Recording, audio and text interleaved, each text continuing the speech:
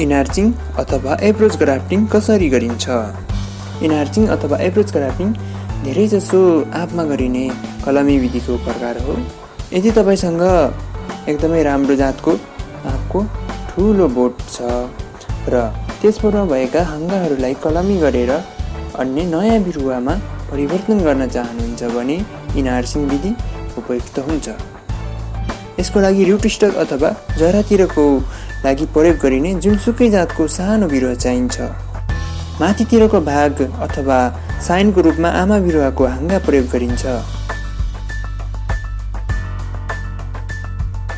आमा बिरुवाको हाँगा अथवा साइन र जरा बिरुवा अथवा रुट स्टकको मोटाइ बराबर हुनु जरुरी छ। सर्वप्रथम कलमीको लागि उपयुक्त हाँगा छान्ने र त्यस हाँगालाई रुट स्टकसँग जुदाएर बोक्रा ताच्नको लागि उपयुक्त ठाउँ पत्ता लगाउनु पर्छ। जरातिरको बिरुवा अथवा रुट स्टकको करिब 30 देखि 35 सेन्टिमिटरको उचाइमा कलमी गर्नु जरुरी हुन्छ।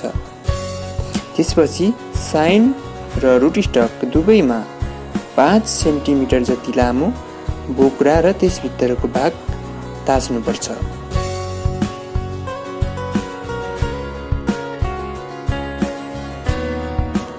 बोक्रा र त्यसभित्रको भाग ताच्दाखेरि डाँठको मोटाइको 30 देखि 40% जति भाग ताच्नु जरुरी छ।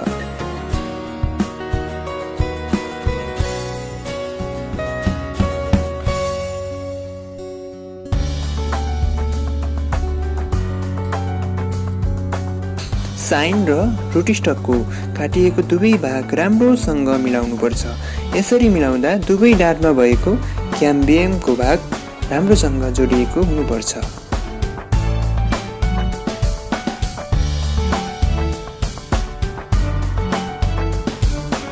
त्यसपछि ग्राफ्टिङ टेपले हावापानी नछिर्ने तरिकाले कसेर बाँध्नुपर्छ।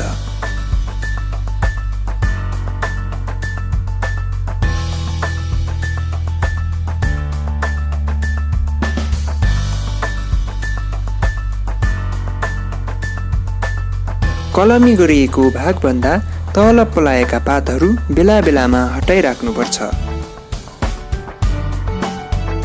त्यसपछि कलमी पूर्ण रूपमा सरिसकेपछि आमा बिरुवाको हाँगाको कलमी गरिएको भागभन्दा तलतिरको भाग काटेर फाल्नुपर्छ। त्यसै गरी जरा बिरुवा अथवा रुट स्टकको कलमी गरिएको ठाउँभन्दा माथितिरको भाग काटेर फाल्नुपर्छ र यसरी एप्रोच ग्राफ्टिङ अथवा इनार्चिङबाट नयाँ बिरुवा प्राप्त गर्न सकिन्छ।